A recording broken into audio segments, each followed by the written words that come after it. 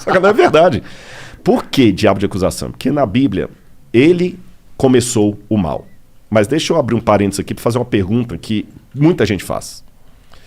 Tá, você é crente, né? Beleza. Deus criou tudo? Criou. Tudo que existe. A Bíblia fala isso. Ele criou todas as coisas. O Logos. Nada do que foi feito se fez sem ele. Beleza. Se Deus criou todas as coisas, tudo que existe foi Deus que criou. Bom, vamos ver. Depende. Não, se existe, tá. O raciocínio. O mal existe? Existe. Então Deus criou o mal. Deus é o responsável pelo mal. Mas por isso que eu falei no início, o mal não existe. Em que sentido? O que eu vou falar é um pouco clichê, mas você sabe que no mundo da física, o frio não existe. É verdade. Existe a ausência de calor. Uhum. O então, escuro existe não um existe. limite pro frio. Exatamente. Existe a ausência de luz. É. Então, o mal também, nesse sentido, é como o frio, é como a escuridão. Ele não existe por si mesmo. O que existe é a ausência de Deus que causa a sensação do mal. E Deus, ele é um cavalheiro. Eu sei que nem todos os teólogos concordam comigo. Tem uma teologia de Calvino, por exemplo, que acha que Deus escolheu. Se Deus escolheu você para ser salvo e ele para se ferrar, não tem o que fazer. Calvino pensava, grosso modo assim, sem querer ser panfletário, que Calvino era um brilhante teólogo, mas nem por isso eu vou concordar com tudo. Eu não penso como Calvino. Eu penso que Deus deu a liberdade. Você está entendendo? Mas mesmo assim, deixa eu raciocinar como se fosse um cara que não aceita a Bíblia. Pô, mas que sacanagem. Então tá bom, Deus deu alternativa. Mas ele fala assim, tá bom, ó, Igor, você vai me aceitar e eu vou te trazer pro céu. Se você não me aceitar, vai se lascar no inferno que eu vou te... Peraí. Então que Deus é esse? Parece aquele namorado possessivo. Sim. Ou namora comigo, ou então vou te matar. Não é assim. É porque, segundo a Bíblia, como Deus é o criador de tudo que existe, e nele há luz e treva alguma, o único que pode conceder a vida é Deus.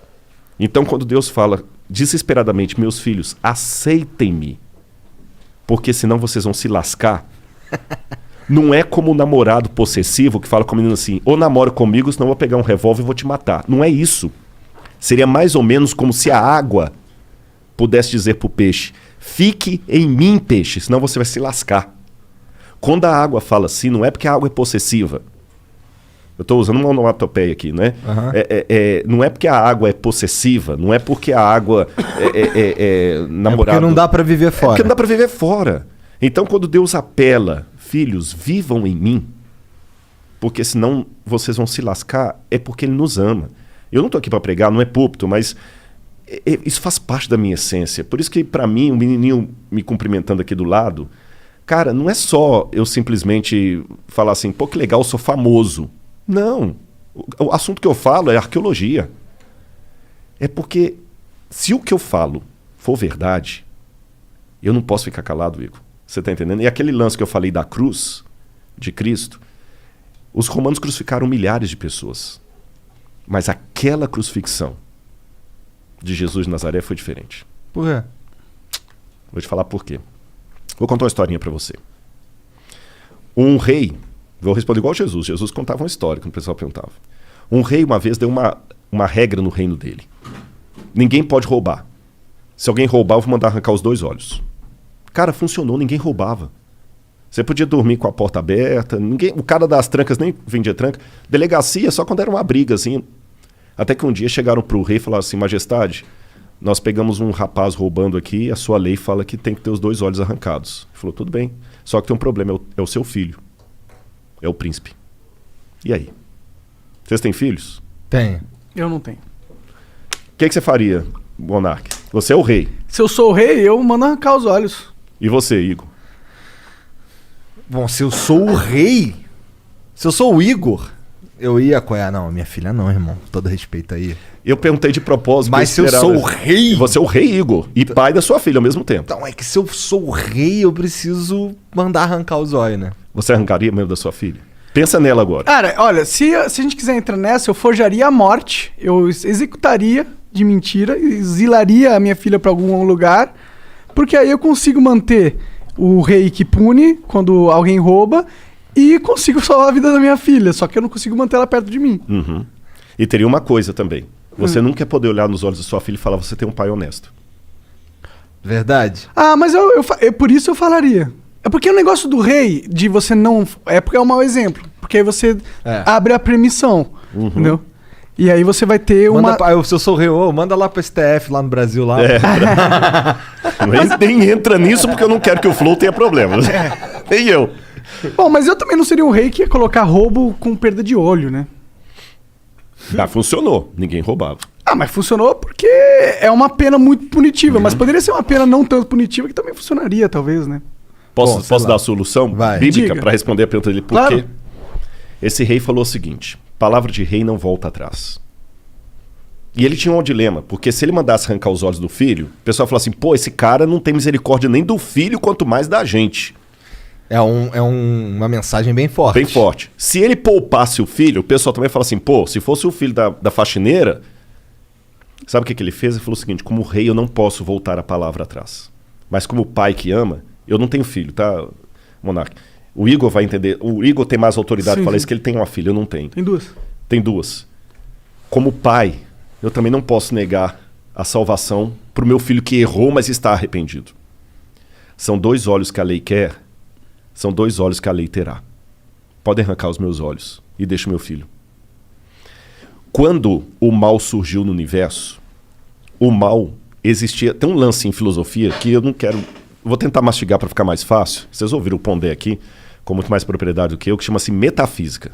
Foi a matéria mais difícil que eu estudei em filosofia. Metafísica é a doutrina do ser. Tudo que existe primeiro em potência, depois em ato.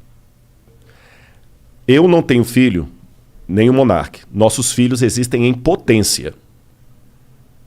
As suas filhas existem em ato. É potência mesmo, né, Monark? Não tem ninguém... É potência. É potência mesmo, pode ficar tranquilo. Não tem nenhuma certidão para ser reclamado, Não. Nenhum DNA, não, brincadeira.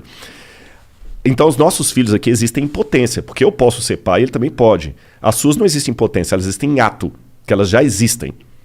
A minha filha não tem como ser estuprada, como ganhar um prêmio, como passar no vestibular, como pagar um seguro de saúde para ela. As suas têm, para ganhar tanto coisas boas quanto ruins.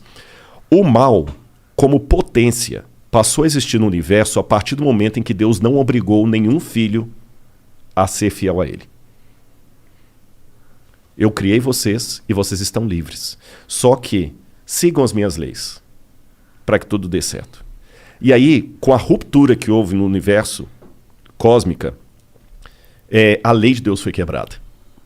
E a punição era que o pecado passou agora de potência a ato. Ruptura cósmica? Ruptura cósmica. Que quer dizer Porque com o universo estava numa harmonia que foi quebrada. Você entendeu? Não era plano de Deus que criança e leucemia estivessem na mesma frase. Não era plano de Deus. Deus não queria isso. Deus não queria a pancada que você ganhou no seu carro hoje. Deus não queria isso. Mas aconteceu. Ele sabia que ia acontecer. Aí alguém fala, pô, sacanagem, se ele sabia, por que ele deixou? Aí que vem o Lúcifer, o vulgo Lúcifer, né? Que é Lutíferos, que é um nome que vem do latim, que não está na Bíblia, como eu falei. Mas vamos chamar de Lúcifer assim mesmo. Vem o Lúcifer, que faz toda a rebelião e tudo. E a sentença agora é a morte. Aí a segunda pessoa da divindade, que é Jesus, fala assim, tudo bem. São 2 olhos que a lei quer, a lei está exigindo a morte, eu vou morrer no lugar da humanidade.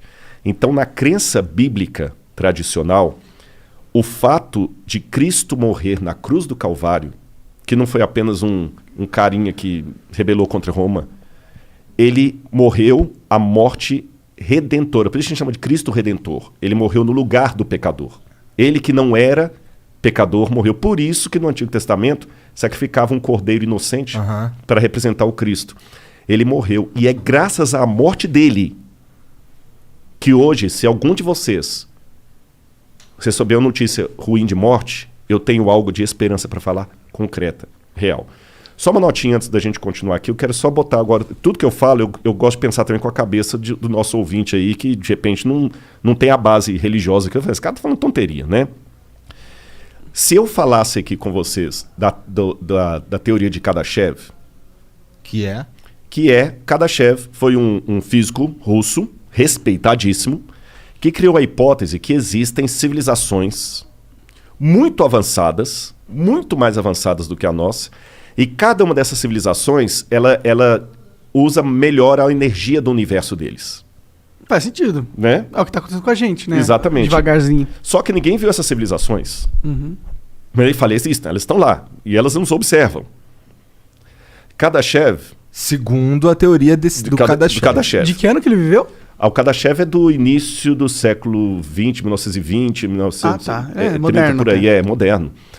Ele é contemporâneo da época de Einstein, aquele pessoal todo lá. Entendi. Então, quer dizer, o Kardashev, quando ele coloca isso, se eu falar da teoria de Kardashev numa faculdade de física, ninguém vai rir da minha cara. Só qual que é a prova empírica, matemática, científica que eu tenho disso aí? Zero. Mas se eu falar de Deus e de outros mundos, aí parece conto da carochinha. Por isso que eu fico muito... Pô, de fato, na boa, eu fiquei muito legal de vocês terem me chamado aqui, porque vocês não têm preconceito. Você entendeu? Não tem, mas não, dependendo do lugar que eu for, se eu falar da teoria de Kardashev, que é muito, muito louca, você entendeu? Pessoal, que legal, pá. Mas se eu falar de anjo, de céu, de plano superior, de potestades, aí, né, esse cara é biruta.